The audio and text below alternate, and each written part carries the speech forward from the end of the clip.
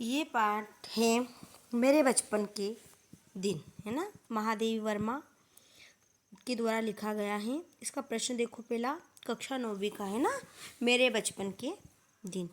पहला प्रश्न का उत्तर देखो, मैं उत्पन्न हुई तो मेरी बड़ी खातिर हुई और मुझे वह सब नहीं सहना पड़ा जो अन्य लड़कियों को सहना पड़ता है।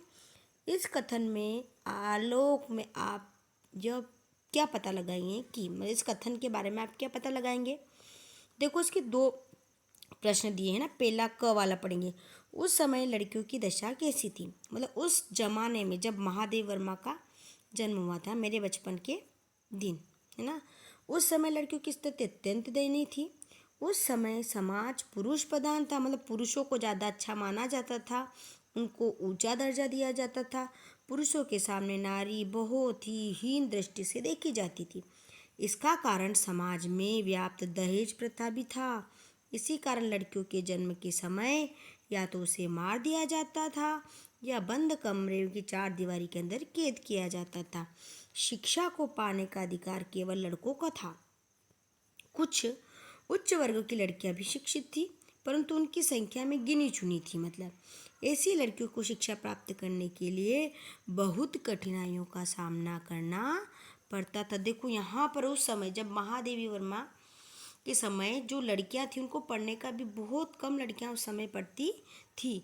दहेज समस्या की भी थी, यहाँ पुरुष प्रधान था, है ना। और यहाँ लड़कियों को चार दीवारी में ही रखा जाता था, बाहर निकलने की आज़ादी नहीं थी।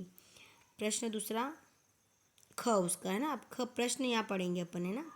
प्रश्न का ये देखेंगे, प्रश्न पढ़ ले पहले। देखो ख वाले का यहाँ से लिखना है, ख वाला प्रश्न है ना। कहाँ से लिखना है, यहाँ से।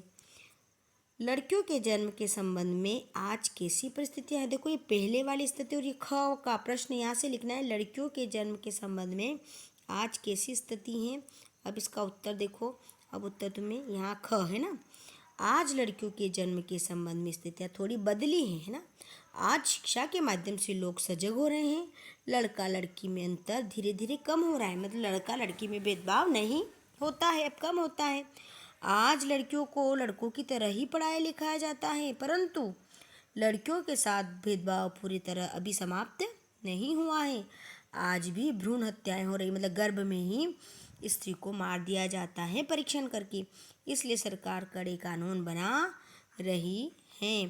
प्रश्न दूसरा देखो, लेखिका उर्दू फारसी क्यों नहीं सीख पाई थी। देखो, जो महादेवी वर्मा है, लेखिका को बचपन में उर्दू पढ़ाने के लिए मौलवी रखा गया था, परंतु उनकी रुचि न होने के कारण, उनको अच्छा नहीं लगने के कारण वह उर्दू और फारसी नहीं सीख पाई। अगला प्रश्न, लेखिका ने अपनी माँ के व्यक्तित्व की किन विशेषताओं का उल्लेख किया है। तो देखो, जो महादेवी वर्मा है, लेखिका की माता बहुत अच्छे संस्कार वाली महिला थी और वे धार्मिक स्वभाव की भी थी।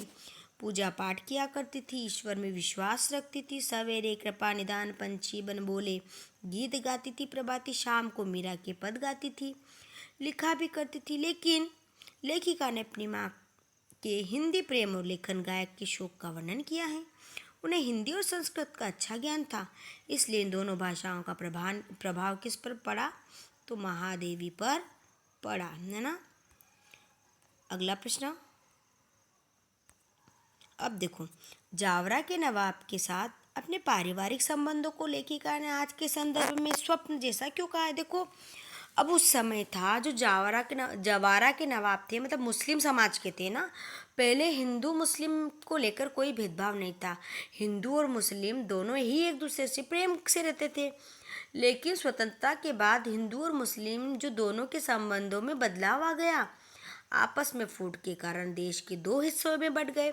पाकिस्तान मुस्लिम प्रधान देश के रूप में प्रतिष्ठित है, तो हिंदुस्तान हिंदुओं का वर्चस्व कायम है। ऐसी परिस्थिति में हिंदू और मुसलमान दो अलग अलग धर्मों के लोगों का प्रेम पूर्वक रहना स्वप्न सा प्रतीत होता है। कहने का अर्थ है, क्योंकि वो जो जवारा के नवाब है, उन्होंने ही उनके भाई का नाम रखा था और प्रेम से रहते थे। दोनों घर भी एक दूसरे के मतलब विश्वास के साथ छोड़ देते थे ना। अगला प्रश्न, अब देखो ये पांचवा है ना।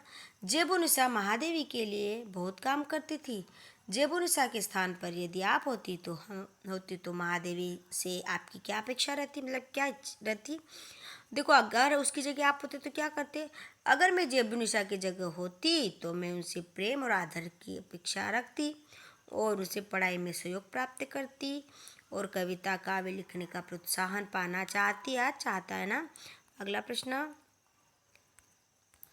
महादेवी वर्मा को काव्य प्रतियोगिता में चांदी का कटोरा मिला था। अनुमान लगाइए कि आपको इस तरह कोई पुरस्कार मिले और देश हित में या किसी आपदा के निवारण में आपको देना पड़े तो आपको कैसा लगेगा, कैसा अनुभव करेंगे। देखो, हमारा भी देश के लिए कर्तव्य है। अगर मुझे भी देश हित या आपदा निवारण के लिए सहयोग देने के लिए अपने पुरस्कार को त्यागना पड़े तो मुझे भी बहुत प्रसन्नता होगी। आखिर मेरा कुछ भी तो देश के लिए, मतलब आखिर मेरा कुछ तो देश या लोगों के काम में आ पाया। देश प्रेम के आगे पुरस्कार का कोई मूल्य नहीं है। इस पाठ में जो चांदी का कटोरा जीतती है ना, वो महादेव वर्मा वो गांधी जी को दे देती है ना देश के लिए। अगला प्रश्न,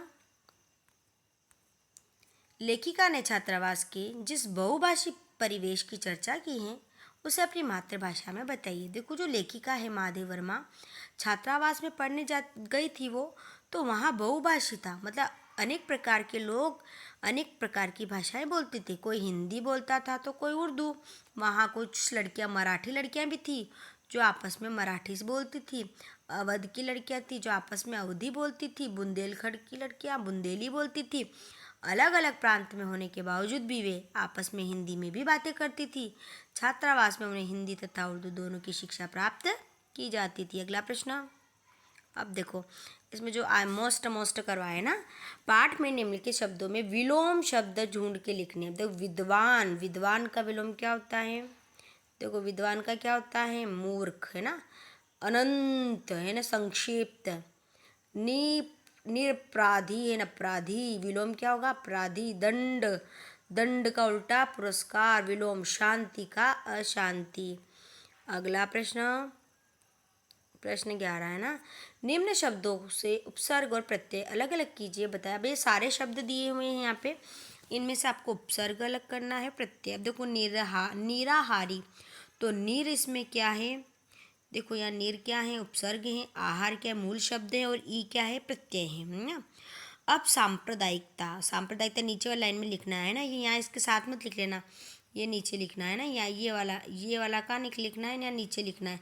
तो यहाँ सांप्रदायिकता में संप्रदाय प्लस इक प्लस ता, मतलब इसमें दो प्रत्यय जुड़े।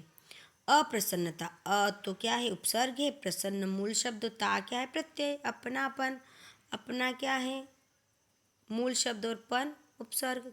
किनारीदार क्या है, किनारा ई दार, ये दोनों क्या है, प्रत्यय। स्वतंत्र क्या है, मूल शब्द, और ता क्या है, इसमें प्रत्यय है ना। अब सेम ये का ये ना, ये स्वतंत्रता, ये दो बार छप गया, अब 12 है ना। निम्न उपसर्ग प्रत्ययों की सहायता से दो दो शब्द लिखे। देखो, उपसर्ग और प्रत्यय की सहायता से शब्द बनाने। अनुपसर्ग से अन्वेषण, अनशन, दो शब्द बन गए। अ से असत्य और अन्याय, देखो यहाँ क्या है, उपसर्ग है ना। अ से असत्य, अन्याय। सच्चरित्र, सत्कर्म। स्वराज, स्वाधीन। दुर्जन, दुर्व्यवहार, मतलब इनसे दो दो शब्द बनाने। दार से किनारेदार, दुकानदार। हार से पालनहार, तारनहार। वाला से फल वाला, मिठाई वाला। अनि से दर्शन प्लस अनि, आदर प्लस अनि। अगला प्रश्न देखो, पाठ में आए गए सामासिक पद छाट कर विग्रह। पूजा पाठ, पाठ और पूजा, मतलब ये सामासिक विग्रह करने हैं पाठ में। अब देखो, पूजा पाठ में पूजा और पाठ उर्दू और फारसी है ना। पंचतत्व 5 तंत्रों से बना है जो। दुर्गा पूजा, दुर्गा की पूजा। और छात्रावास, छात्रा का आवास। धन्यवाद। सभी सब्सक्राइब करें, पहले सभी वीडियो को लाइक करें, शेयर